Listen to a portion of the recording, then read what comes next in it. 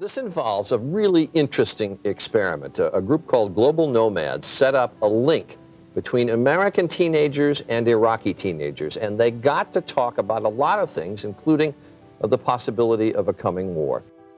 The media has the biggest role in making false ideas about people. We don't look like bomb carriers. I don't have a bomb in my pocket right now. I don't like riding camels. And you don't look like cowboys who like to fire. I don't think so. We might wake up in the morning and we've lost someone that we've loved. And we are the country who are being attacked, so I don't think that anybody here wants war. And I don't really think that people in the U.S. actually like war. There's people that think that this war should be fought, but I have family in the military. We might wake up in the morning finding out that someone in our family had just died. I would like to come to Iraq, but not right now because of the situation. Maybe afterwards, after everything is all right over there.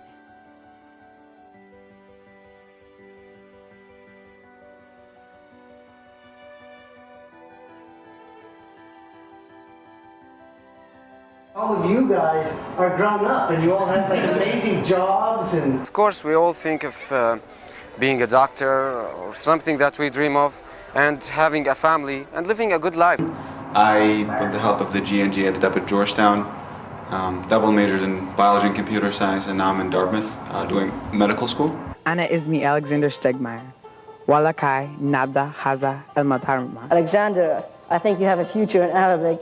I did study Arabic for a year in college, but that didn't go.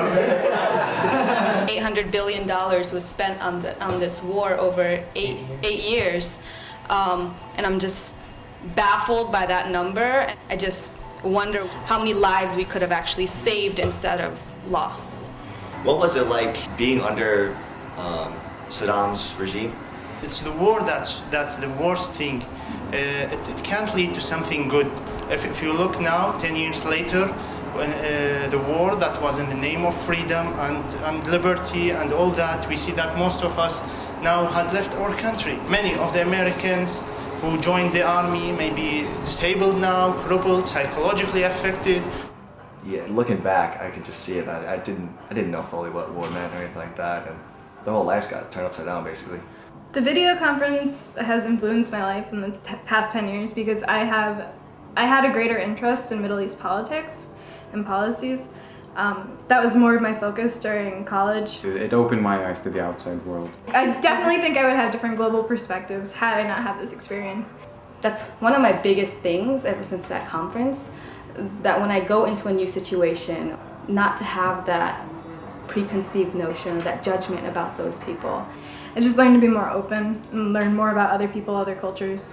Since that, I think it's been the seed that was planted in my head at a young age. It had a massive influence on me because from that point on I found that my voice actually mattered. And since then I've been very active politically. It makes me think differently than I would have otherwise. The friendships that we made there have been bound us together, even now, 10 years later. It would be much easier to be friends if we could understand each other's viewpoints for life, and in that way I guess that we can contribute to the betterment of the world.